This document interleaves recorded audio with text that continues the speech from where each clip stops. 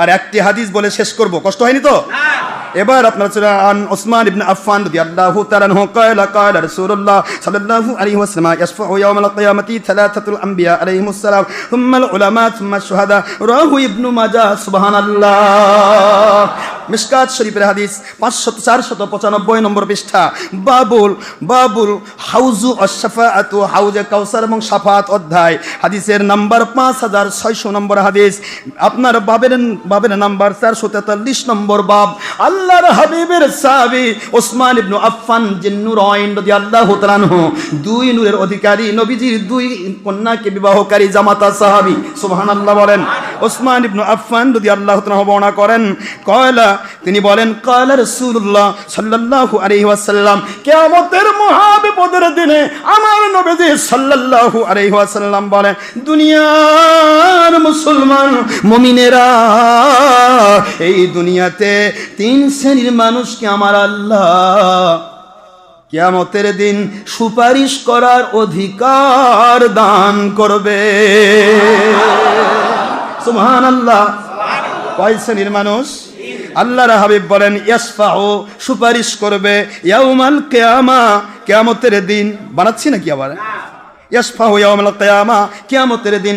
সালাসা, তিন শ্রেণীর মানুষ সুপারিশ করবে। আল আম্বিয়া আলাইহিমুস সালাম, নবীগণ, সুবহানাল্লাহ বলেন। দ্বিতীয় নম্বর সুম্মাল উলামা,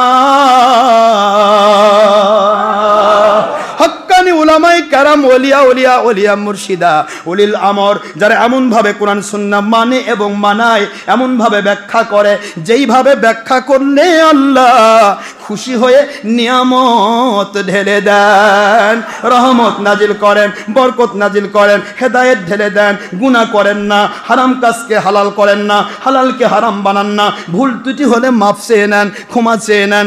জিন্দেগির গুনাহ 100 বছর করেছে, মাফ যদি চেয়ে নাই, ভুল করেছি, ওর গুনার জায়গা নেকি দিয়ে ভরে দিতে আল্লাহ পাকের 1 সেকেন্ড সময় লাগে না। ইউবাদদিলুল্লাহু সাইয়্যাতিহিম হাসানাত। সূরাতুল ফুরকানের 70 নম্বর আয়াত শরীফ আমার আল্লাহ বলেন, তুমি জীবন ভর গুনাহ করেছো, ভুল করেছো, আমার কাছে তওবা করো।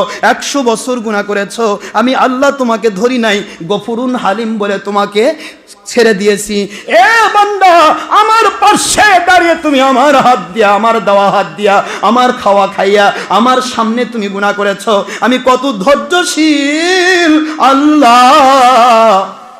ধরলাম না, ব্রেন বিকার করলাম না, অবজ বানালাম না, তোকে ধরলাম না, সুযোগ করে দিলাম। এই জন্য তুই একটি হলে কোন ওলির কাছে গিয়া তওবা করবি, তওবা করে ফেল, ফিরে আয়, বাতিল পথ ছেড়ে দে। তোর গুনাহ করতে লাগছে 100 বছর, ও গুনার জায়গা গুনাহ ডিলিট করে দিয়া ওইটা নেকি দিয়ে পরিবর্তন করতে আমি আল্লাহর 1 সেকেন্ড লাগবে না। মাফ চেয়েছিল এমন হক্কানি আলেম, এমন হক্কানি উলিল আমর, ওলিয়া যারা, তারা কিয়ামতের দিন সুপারিশ করবে। সুম্মা শুহাদা, যেই শহীদ আল্লাহর জন্য, নবীর জন্য কাজ করেছে, সত্য বলেছে, সত্যের উপর চলেছে, তাদের বিরুদ্ধাচারণ করার জন্য বাতিল ফেরকারা, দুনিয়ার কাফের মুশরিকেরা কষ্ট দিয়ে তাদের মেরে ফেলেছে। এমন ধরনের হক্কানি উলিল আমর, ওলিয়া যারা শহীদ হয়ে যায়, এমন শহীদরাও কিয়ামতের দিন সুপারিশ করবে। সুবহানাল্লাহ বলুন। কষ্ট দিলাম আব্বা? এই 3 শ্রেণীর ডাইরেক্ট পাকা সহিহ ইবনে মাজার হাদিস।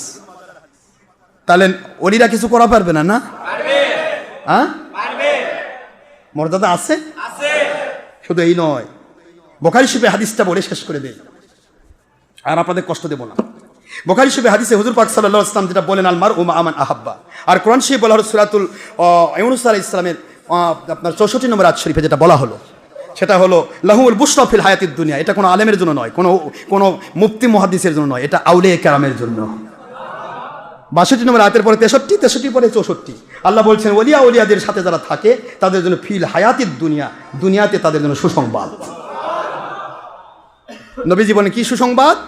আমি বলে দিলাম, এই দুনিয়াতে যারা ওলির সাথে থাকবে তারা ওলি হয়ে মরবে, বেঈমানের সাথে থাকবে বেঈমান হয়ে মরবে। চোরের সাথে থাকবে, চোর হয়ে যাবে। আমার নবীজি বললেন এটা দুনিয়ার সুসংবাদ। অলিরা যেমন রহমত শান্তি বরকত পায়, অলির সাথীরা তাই পাবে। এটা দুনিয়ার সুসংবাদ। আর আখিরাতের সুসংবাদ, অফিল আখিরা, এই সুসংবাদটা কি? এই অলিদেরকে যখন জান্নাতে দেওয়া হবে, হুজুর বলেন, তখন অলিরা বলবে, আল্লাহ আপনার হাবিবও মিথ্যা বলেন না, আপনিও মিথ্যা বলেন না, এবং ওয়াদার খেলাপও করেন না।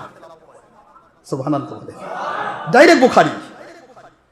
আল্লাহ আপনি তো বলে দিয়েছেন যে আমার অলিদের সাথে থাকলে কোন মাস সদিকিন, সত্যবাদী আল্লাহওয়ালার সাথে থাকো, তাদের সাথে তোমাকে হাসর করাবো। তা আমি যদি আজকে অলি হই, অলি হয়েছি বলে তো জান্নাত দিচ্ছেন, কথা করছেন না কেন? তা আমি যদি অলি হই, তাহলে আপনার ওয়াদা গেল কই? কথা কন না কেন? অলি না হলে তো আপনি জান্নাত দিতেন না। জান্নাত তো ঘোষণা দিয়েই দিলেন। তার জান্নাত যখন ঘোষণা দিয়ে দিলেন, তাতে প্রমাণিত হলো আপনি অলি হিসেবে কবুল। তাহলে আমার সাথে যে লক্ষ লক্ষ কোটি কোটি মানুষগুলো, দেশ বিদেশের পুরুষ মহিলাগুলো আপনাকে পাওয়ার আশায় শ্রম দিল, সময় দিল, অর্থ দিল, টাকা দিল, পয়সা দিল, জীবন কাটালো, এককালীন হাদিয়া দিল, মাসিক হাদিয়া দিল, পিছিয়ে লাগে থাকলো, এ লোকগুলা গেল কই? আল্লাহ আপনার ওয়াদা তো মিস নেই, আপনি যা বলবেন তাই। নবীজি বলেন পৃথিবীতে সুসংবাদ পেয়েছো এবং আখিরাতের সুসংবাদ গ্রহণ করে। এখন অলিরা বলবে যখন এই কথা, তখন ওই আয়াত যে আয়াতে আছে ফিল আখেরা, আখেরাতের সুসংবাদ, ওখানেই আছে আমার মালিকের ওই কথা। আল্লাহ ওটা পেশ করছেন, লা তাবদীলা লিকালিমাতিল্লাহ।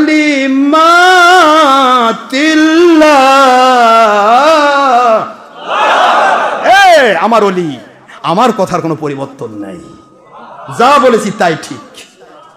আপনার সাথে যারা আমি পাওয়ার জন্য সময় দিয়েছে, শ্রম দিয়েছে, অর্থ দিয়েছে, টাকা দিয়েছে, পয়সা দিয়েছে, পাগলের মতো দরাদরি করেছে আমাকে পাওয়ার আশায়, ওই মানুষগুলি দেশ বিদেশের কোথায় কে আপনার খুঁজে বের করতে হবে না, আমি আল্লাহ নিজেও আপনার সামনে তুলে ধরতেছি। ওরা কোন জায়গা থেকে আপনাকে পাওয়া, আপনার সাথে লেগে থেকেছে আমি আল্লাহ পাওয়ার জন্য, ওই মানুষগুলিকে আমি আপনার সামনে পেশ করতেছি। ওদেরকে আপনি নিয়ে জান্নাতে চলে যান। ওলিরা কিছুই করতে পারবে না।